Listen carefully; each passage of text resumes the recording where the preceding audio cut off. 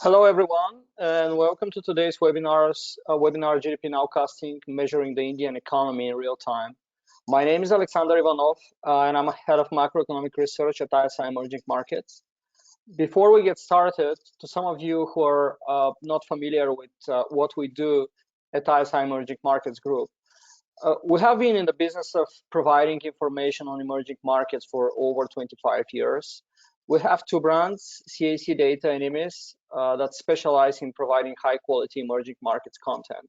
CAC Data provides macroeconomic data on more than 200 economies, while IMIS focuses on providing company, industry, and country research on emerging markets.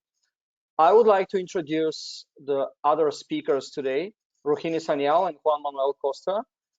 Rohini Sanyal is a research economist for India at ISI Emerging Markets Group.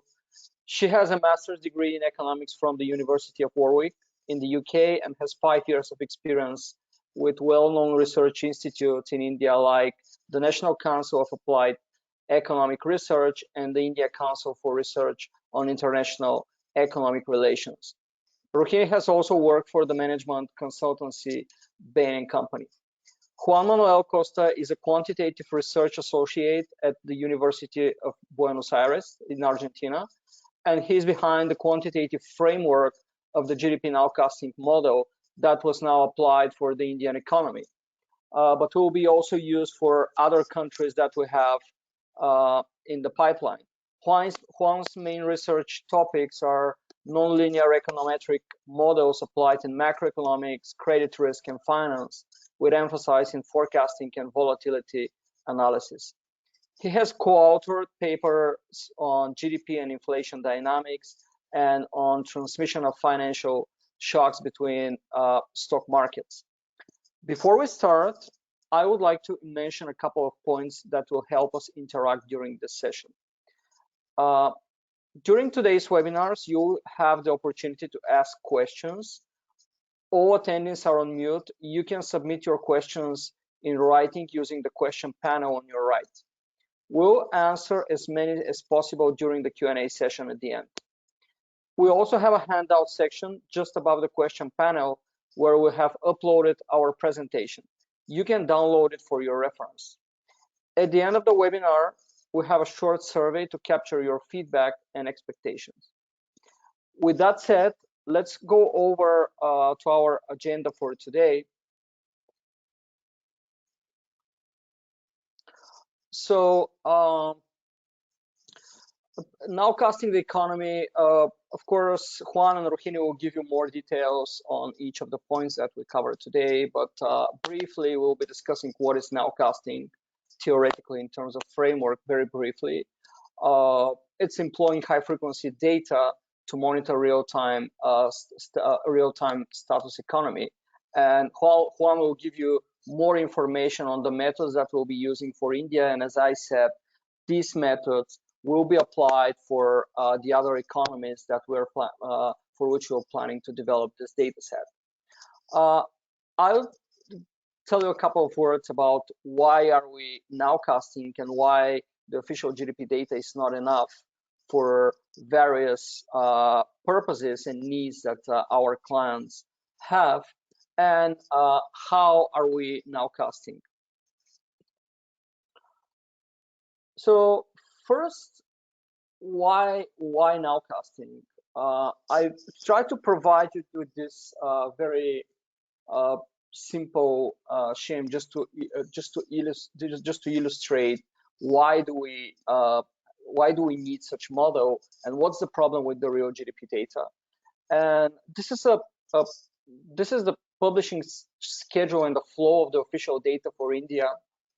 But the situation with the data availability with other major economies is similar, even though the India GDP data is usually published quite later after the end of the reference period compared to the other major economies. So basically what we have for India is each month there are some monthly economic activity indicators that are released, and usually they are released on the next month after the reference period. These are indicators that we use for the nowcasting, like car sales, money supply, digital payments. So we basically try to cover all the important aspects of the economy so that we can track its direction. So in this example, in this picture here, as you can see, for example, in February, we have the publishing data for January, etc.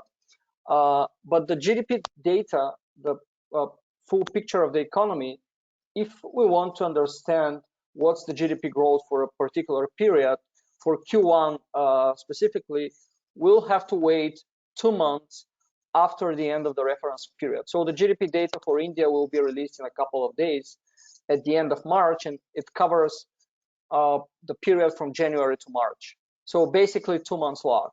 But before that, there are many, most of the information is already available, even though not the full picture that the GDP data provides, but there are many monthly and even higher frequency indicators for that specific period that are already available. So we know this information, and that's the main difference between forecasting and nowcasting, because for forecasting, we don't know the information for the reference period that we want to estimate.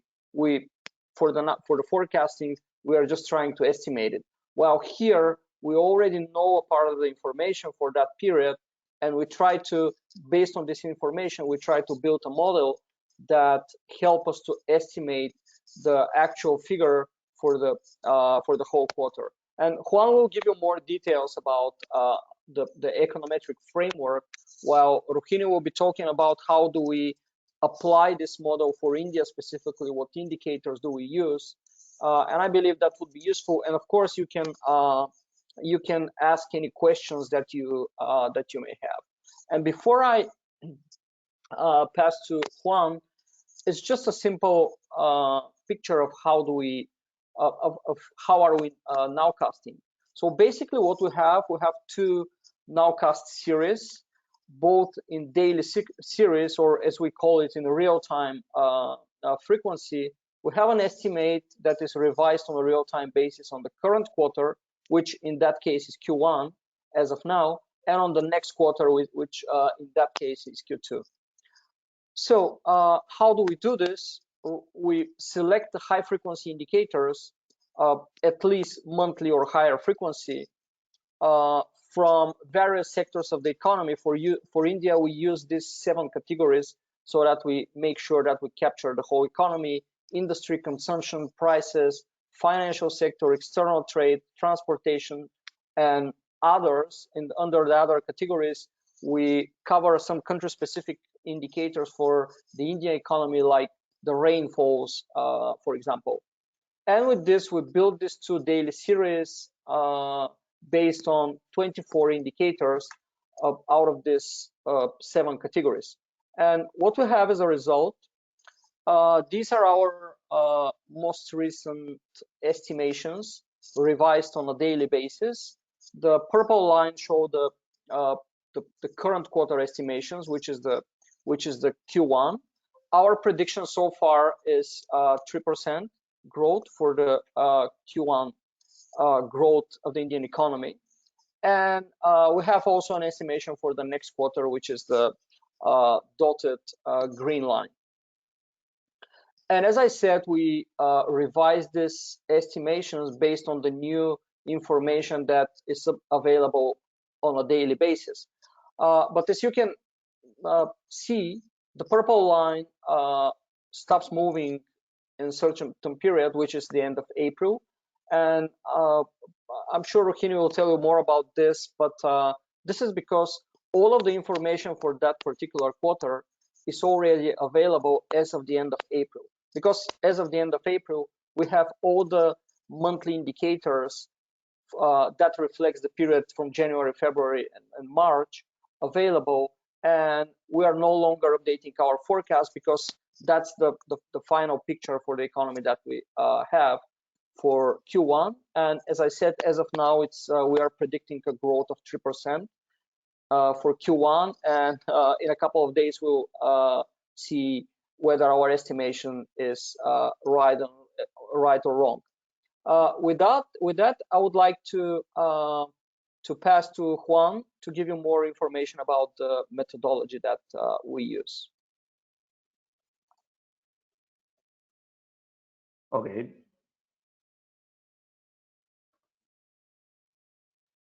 Well, now you can see my screen. What I would like to talk about is about the, sorry. We'll talk about the methodology side. Which is the purpose, what is the aim of this methodology?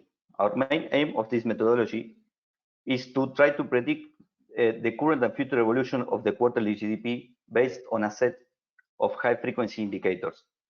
Why we use these high frequency indicators? Because as Alex explained before, these indicators give us a lot of information on how the GDP is currently doing, and which indicators, which are from different industries and sectors of the economy, as Rohini, she will explain.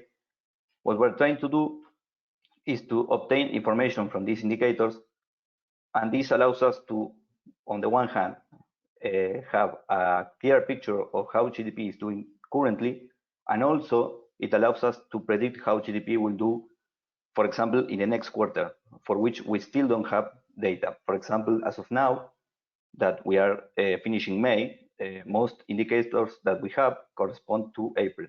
So we have some data for the current quarter, for Q2, but our figures for Q2 are mostly still a forecast because we don't have the data for May and for June. So this methodology allows to do both nowcasting and also has some capabilities to doing some forecasting, some short-term forecasting. There's another advantage to this methodology. Besides estimating the GDP, the point estimate of the GDP, we can have also some interpretation. This methodology allows some interpretation about how each indicator is contributing to the value of GDP, to the prediction of GDP, and also to interpret how group of indicators contribute. For example, if we have several indicators from the industry side, we can estimate how they contribute to the projection. Another advantage of this methodology, which I will explain in the next slide, is that compared to other techniques, there are several nowcasting techniques that are used, for example, by central banks and other institutions. There are, for example, some model methods based on neural networks and machine learning that are quite good at accuracy, but don't have this interpretation side because it's sort of like a black box. Here we can have some interpretation of what's going on. So the main idea, the base methodological approach, is that we identify a series of common factors of general trend for all series that we have in our model. This series includes, of course, the GDP, which is in a quarterly frequency, but it also includes all the indicators that we have in the model that are mostly in a monthly frequency.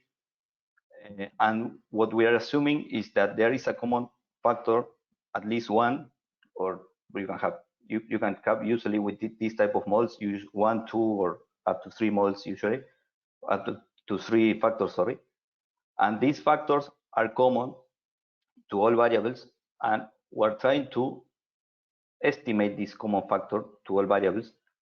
And these common factors will allow us to present a picture of the GDP, because the GDP is in a quarterly frequency and the other series are monthly. So the idea is, okay, if we can estimate this quarterly, this common factor, sorry, in a monthly basis, we can project the GDP and know how it's doing. Well, so how do we do this? Okay, the method that we're using is a method that has been developed by the Federal Reserve of New York, which builds up on a series of other methodologies that have been started to develop like around the year 2006, 2007, where the goal is to try to use this concept of identifying factors and use these factors as a way of predicting GDP. So basically the methodology, how it works, you first start by estimating a provisional set of common factors by using principal component analysis. But this is only provisional. These factors are the start of the process, and then you have a model where you link all the variables in the model are linked to these common factors in a structure that is an autoregressive structure, which means that each variable is explained by lags of these common factors. So in the next step, you use these provisional common factors to estimate all the parameters in the model with a standard OLS regression. And then once you have all these parameters, you can make your first projection. The methodology uses Kalman filter to do the first projection of the variables. And all the variables, not only GDP, but all the variables in the model are projected. And if you stop there, you have a two-step method that was initially developed before this methodology that basically stops there. But the problem with that method is that requires a data set relatively large. You need like 150 or 200 variables. The methodology we're using, which is the one that used the New York Feds, continues the process by re-estimating the common factor using the projections that you make with the model. You re-estimate the common factors in an iterative process, and you obtain new parameters. This is an algorithm called quasi-maximum likelihood maximization, which basically what it tries to do is try to converge to a solution where your projection is the most probable for the data set that you have. So the advantage of this method is you don't need as large a data set that you will need with other techniques. Normally, the other techniques that central bank use, they need a very large number of variables, and the problem with a very large number of variables is traceability is more complicated. So with this methodology, you can work with around 25 to 30 variables, and you will have a reasonably good estimate, which is more or less the number of variables we're using. So once the common factors, once you reach a convergent solution, you have the final projection, and the final projection is the GDP figures that we have been showing. So what is another characteristic of this methodology? Another characteristic is that this methodology can handle the problem of jagged edge data sets.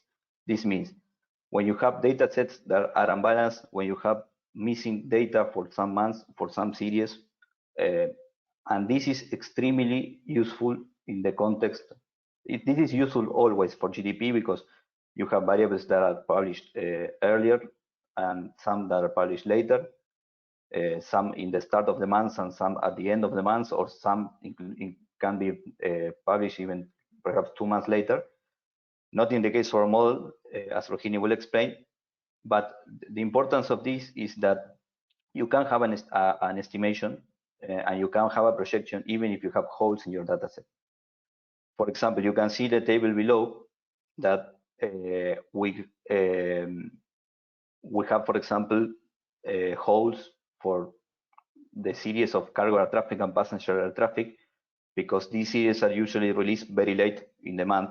In fact, in the last month, they have been released more than 30 days later. So with this methodology, we can handle these type of problems, and your projection can be produced. If not, you will have to resort to the last month for which you have a complete data set. And for example, now that will be the case for February, because there's still one of the variables that we have in our model. We don't have the March data point, which is for gross tax revenues of the government. But this is no issue because the model can handle this type of delays. And well, in a final assessment on the theory side, another important aspect is that this type of this particular methodology, which is basically a dynamic factor model estimated with the expected maximization algorithm, is generally superior to other techniques for nowcasting or forecasting. But it is superior only when you have a good data set, and that's why it has not been, it is not used by all central banks. For example, there are, the Central Bank of India is now using a model sort of based on this methodology, but many emerging market central banks, they use a collection of methods because they have some issues with the availability of good indicators, which is a key concern here. So if you have a good data set of indicators, the recommendation is to use this methodology. And for India, it has been used at least in an academic basis since 2017. There have been several works, and of course, the central bank is also running one of these models. Another comment: the performance of the model improved gradually as new data is released for the quarter. So you will see that the model gets better as you approach the end of the reference quarter, because the idea is not to forecast too far ahead, but to have a good nowcast estimate. And there is a final comment that I would like to make, that the model accuracy, when you're trying to predict extreme events, like for example, here with the COVID, we have a situation where for some quarters growth can be very negative. For example, growth in the second quarter of last year was around 24% decline for the quarter year on year. When you have such extremes, the model needs to use some techniques to maintain the stability of the model. So the accuracy of these models in the quarters that you have two very large swings declines a bit. But this is necessary because if not, the model may become unstable. But this is basically why this is done here. So, well, now I will share the presentation with Rohini so she can comment on the indicator selection. Thank you, Juan. Okay. Can everyone? I hope everyone can see my screen. So thanks to Alex and Juan for taking us through like the indicator, what we are speaking about broadly, and then to Juan for taking us through the deep methodology. Before I start on with how we went about the indicator selection, I want to mention that we looked at the literature first to find out what kind of indicators we should be looking at. And to do that, we actually had these three main papers which sort of guided us on this journey. The first one was Nowcasting Indian GDP by Bragoli and Foston, which was a 2017 paper, and then followed by RBI's own paper on Nowcasting GDP growth with coincident economic indicators, which was by Bhadri Ghosh and Kumar. And finally, the Asian Development Bank paper by Iyer and Sen Gupta, which is again Nowcasting economic growth. So all three papers, when we looked at them, we started seeing that pattern that emerged. And what we saw is that the indicators need to span like the whole range of the economy. So it cannot be skewed towards any one particular sector, because as Juan mentioned, that would be problematic for the stability of the model. Then secondly, we wanted to focus on the fact that the data releases are timely. And for that, we have only looked at monthly data or even higher frequency. So in particular for rainfall data, which is released weekly, but we aggregated for a monthly observation. And we should have a large number of observations, so the model is well fitted.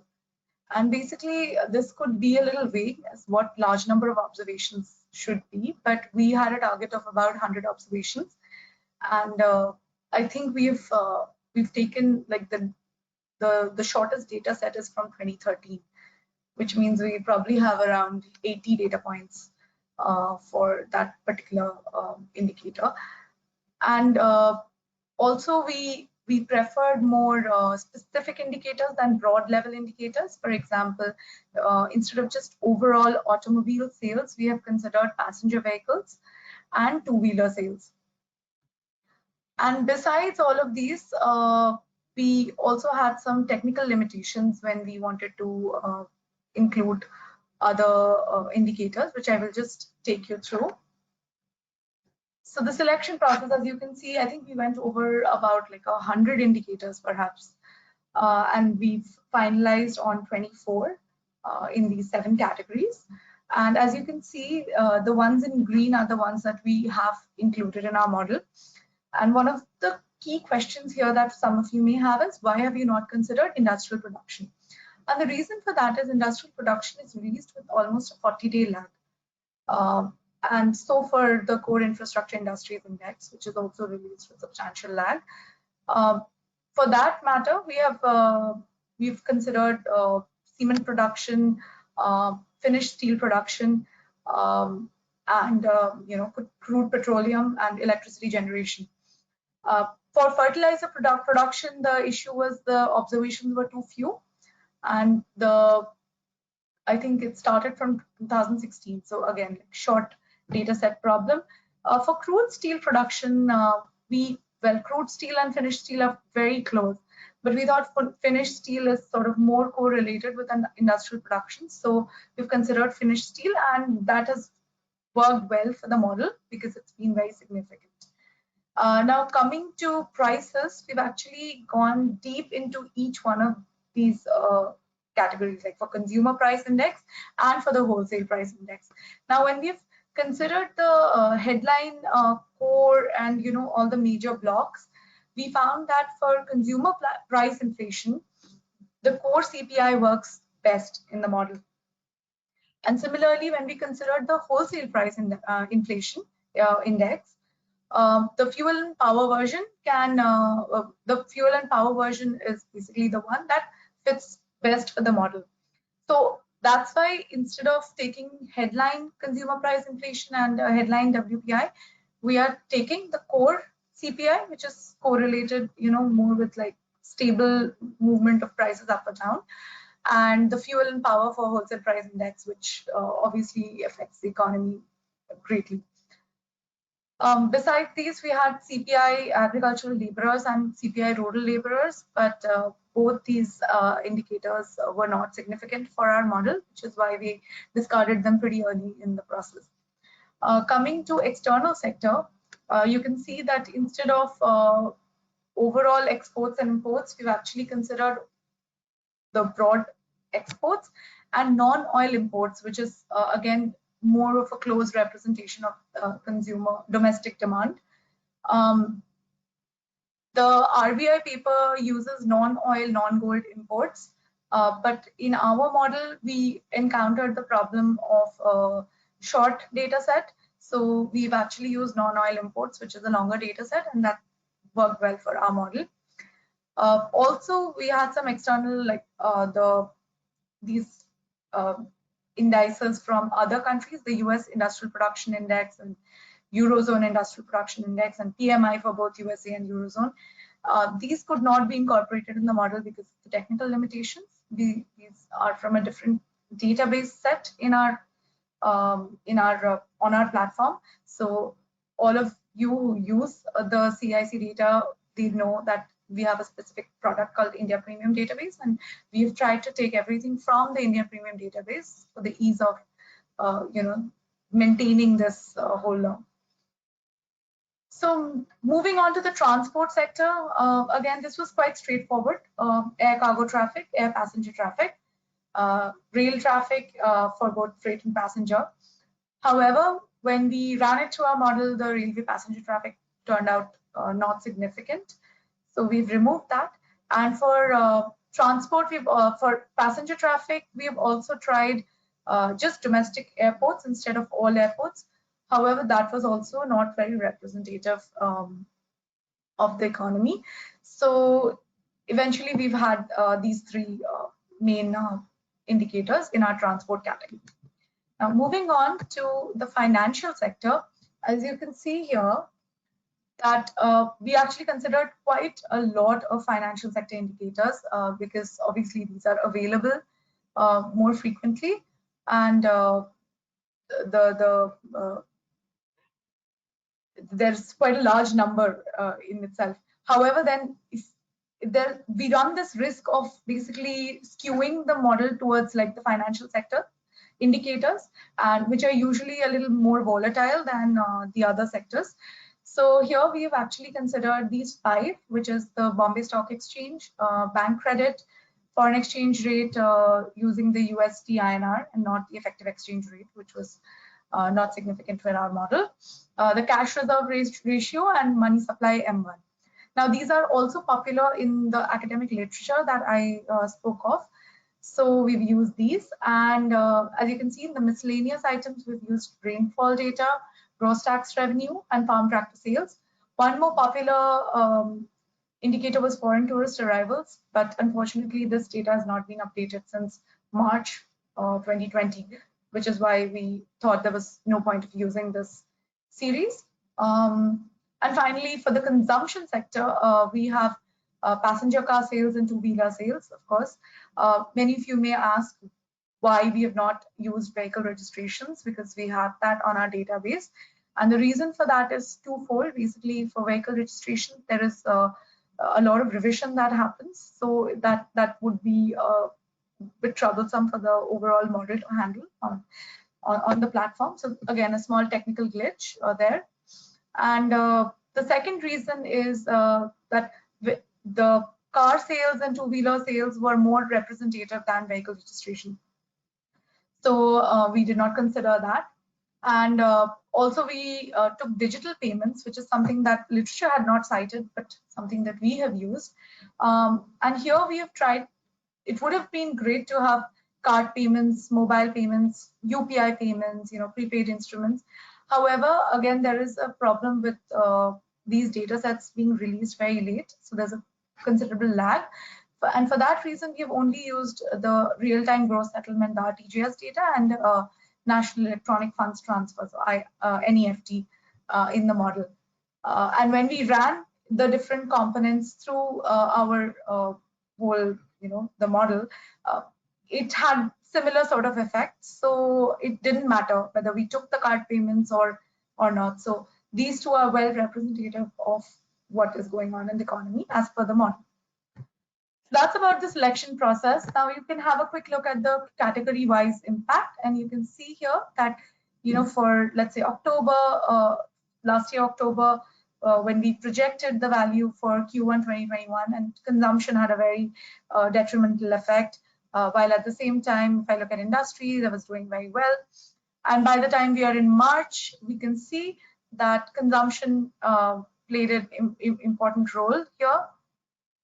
Oh, I'm sorry, I beg your pardon. This was transportation and not consumption. And yeah, here we can see the external trade has had a positive impact. Then industry has had a positive impact in March on the Q1 GDP nowcast. However, now when we come to Q2, we can see there was not a lot of impact until like February, and then March we are seeing large impact because of the base effect in a large degree. And we can see here that external trade has had a very big impact, again, obviously because last year, we were having the lockdown. So you can see here the model is working well and sort of giving a correct trajectory of what we expect to happen. And when we go down to the indicator level impact for Q1, and you can see here that for exports, we've seen the largest impact in terms of the GDP nowcast for Q1 for March, and so on and so forth. This is arranged by the impact. So you can see exports, electricity generation, these have had the largest impact in March for Q1.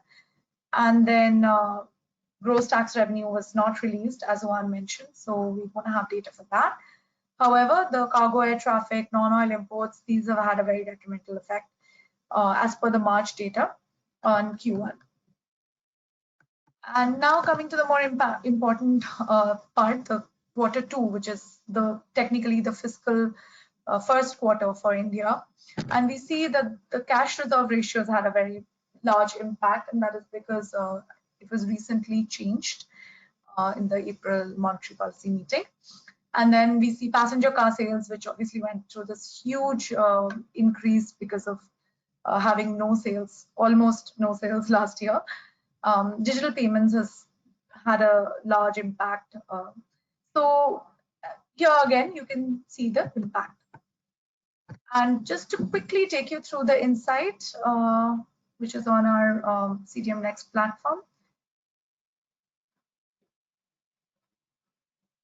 And you can see how the insight looks like on our CDM Next platform. There's a short commentary that we update every time there's a new data release. And we have the charts on the Nowcast. We have an impact table which captures the impact, captures the the year-on-year change that any of these indicators have seen. And here you can see the passenger sales, car sales, and two-wheeler sales have increased by large numbers.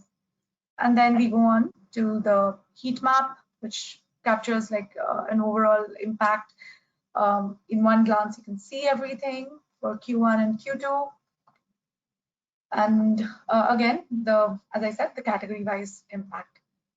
So with that, I would say over to you, Alex. Sorry about taking up some extra time.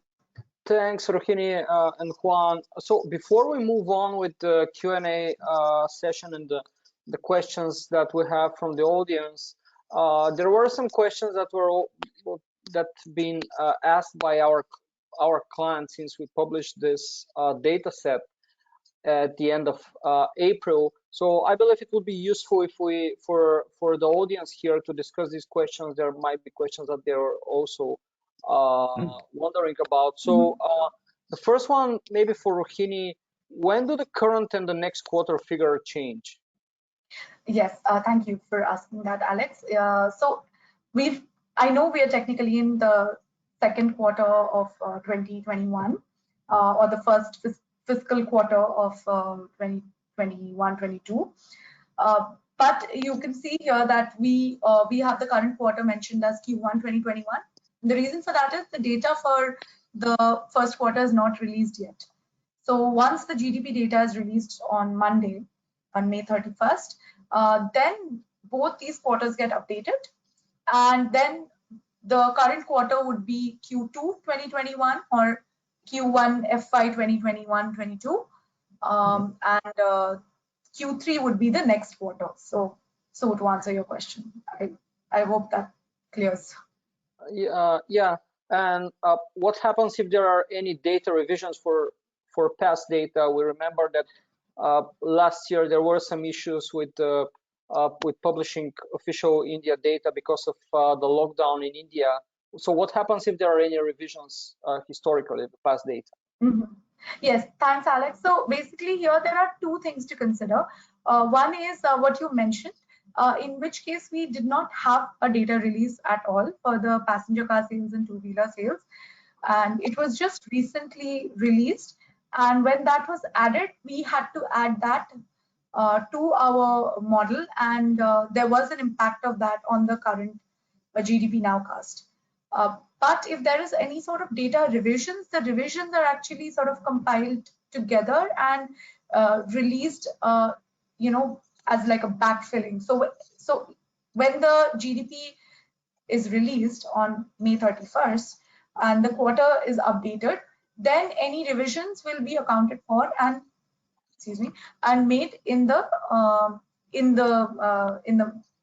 insight and in the series. So revisions, the impact of revisions is sort of kept separate so that it doesn't frequently change the impact and the data that the nowcast that we're looking at. But for any additions to the data or that is sort of added directly, that will have an impact on the nowcast. So you might see like a small discrepancy, between the impact table and what's the GDP nowcast effect, the sum of the impact and the nowcasting. And on a more technical side, this would be a question for Juan. Some of our clients notice that there are some periods where for which the value of an indicator is highly positive, and yet the impact on the GDP nowcast is negative. How can we explain that?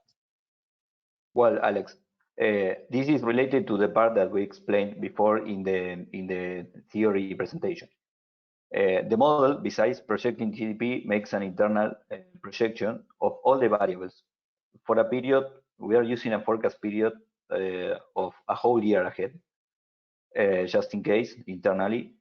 So what happens is the following. When a new data point is released, the model already has an internal projection for that variable.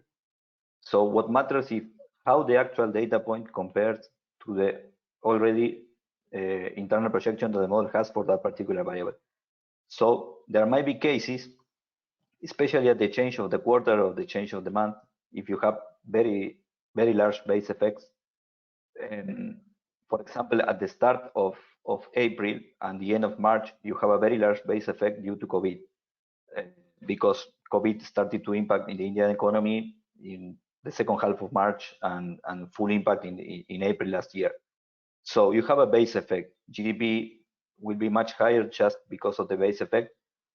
And this information is already captured by the first variable, first indicators that are released pertaining, for example, to April.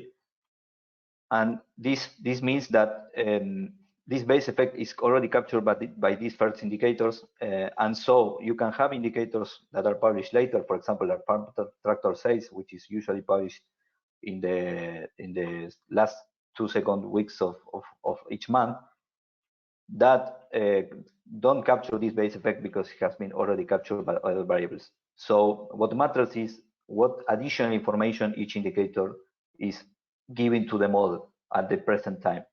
So that's why you can have, for example, a negative impact in that case. There are other cases where the value, for example, is too extreme, and we have to use, this is standard in this type of methodologies, we have to use some filters to smooth out the extreme values. For example, you will see for auto sales for April, because the base is extremely low, so you have to smooth out these values a bit, and so you will not expect a huge contribution in those cases, because the model is trying to keep stable. Because again, the purpose of the methodology is to try to estimate a common factor for all indicators, and one individual indicator is not so important for that purpose, and the overall stability of the model is more primordial. That's the main issue. Yeah, that makes sense. And one last question, which I believe is a very important one, and you prepared this chart that shows the historical performance of the model. How has been the historical performance in the post-pandemic quarters? Well, this is very important because this also pertains to our series selection process that Rohin discussed. We did a process following recommendations of some papers, for example, Bragoli and Fosten, where you try different data sets for a selection of quarters, and you try to evaluate how the model will have performed historically in the prediction for those quarters. Because, of course, we start to make predictions which are with the publishing very far ahead. For example, we are currently now projecting Q2, but the value for Q2 will be available by the end of August. So this delay means that, okay, we need to have some sort of information of when we can start to trust the figures. So when the figures are starting to get accurate enough. And essentially, what we can see here is this is for Q3 and Q4 of last year, calendar year. In the case of Q3, because 2020 was a very, very extreme year with the swings, especially with the swing in Q2, the accuracy of the model started to get better once the data essentially of Q2 was released for the projection of Q3. This is one of the worst case scenarios because you have such a swing, such a structural change. But once the information for the third quarter was released, for the second quarter, sorry, and the monthly indicators for the third quarter start to appear, more or less the accuracy started to converge. It stay a bit far from the target, but this is, as we explained before, this can happen in periods with extreme swings, because of course the confidence intervals of the models are not so tight. But for example, for Q4, when the economy started to settle in the new normal gradually, and more or less the model accuracy was more or less on target way before the release of Q3 data, in that case Q3 GDP data, and it was quite close actually to the actual value. Our projection with this historical data set with January data will have been something like 0.2, and the actual value was 0.4, and that's one of the reasons, because we did this testing on all the data sets. We tested, as Rohini said, more than 100 variables, and we tested around 40 data sets with different variations of the variables, and we ran these tests on all these ones to compare the historical performance of all models. And part of the reason, following again some of the literature, that we decided on this particular data set has to do that this particular data set performed on balance better in different quarters, and more or less it was predictable how much the model can be accurate and when not. And this data set was particularly better than most other data sets. So that's one of the reasons that we decided on this particular group of variables. Okay, thank you, Juan. So there are some questions from the audience. So let's proceed with the Q&A. Before that, just a reminder that you can submit your questions in writing using the question panel on the right. Even though we will not have time to answer the questions now, we'll make sure to answer all of your questions via email after the webinar. So one question from the audience, Juan, I think it's again for you. Are there any justification in selection of period? For example, why the data starts in 2013? Yes, well, this is tightly related with the thing we were just commenting about the different data sets. The issue is usually for this type of exercise, the typical data set spans usually more than 20 years. But the problem is that there are many variables for India that we found that added value to the estimation. For example, the digital payments, and also you had some issues with the price indexes, with the rebasement. Several variables that started like in 2012, 2013. So we tested data sets, longer data sets and shorter data sets with different variations of variables. But we found that this particular data set, even starting in 2013, gave us the better estimation. So this is more or less around the minimum of variables from when the model starts to show the good stability.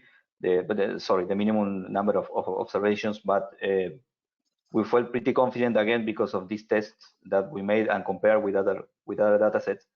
We have some longer data sets that didn't necessarily perform better, especially in the post-pandemic quarters, especially for Q3 and Q4, and that's why this particular senior selection and this particular data set, we like it better. Okay, Thank you all for the questions. We will not have time to answer them now, but again, you'll receive an email from any one of us replying to your questions. Thank you, Juan and Rohini, for answering that. Before we close this session, I'd like to give you some more information on where and how we are going to provide the GDP Nowcast data set and the updates related to it. The first service will be provided on the GDP Nowcast dashboard that Rohini showed earlier. It's available in our CDM Next platform for all users of India Premium Database. However, there will be a trial period until the end of July this year, in which it will be open for all CDM Next users and for all CAC clients. The information available on the dashboard, including the data, the visuals, and the commentary notes, will be updated in real time. Besides the dashboard, there will be weekly updates, including the new data and commentaries for the week and the data released over the week, which will be available as a separate weekly publication in CDM Next and will be open for all CAC users even after the end of the trial period. And besides that, we are working with our marketing team on developing a public website that will also provide a part of the updates related to the GDP Nowcast. I will also encourage you to review our publications for additional details on our website and our platforms, CDM Next and IMIS. Some of the flagship publications of ISI are the IMIS Insights Industry Report, providing a comprehensive analysis on more than 20 industries in 17 emerging countries and regions, and the CAC Insights Macroeconomic Reports, which each quarter offer a comprehensive overview and outlook of the world's largest economies using our proprietary CAC leading indicator, which is our another proprietary data set that we have. And IMIS Insights Half Annual Updates, which provides half-year analysis on 9 key industries in India. Please also visit our dedicated webinar pages in IMIS and CAC, where you can find recordings of all our webinars and register for the upcoming events. Thank you for all for your attention, and stay tuned for our upcoming webinars. See you soon. Bye.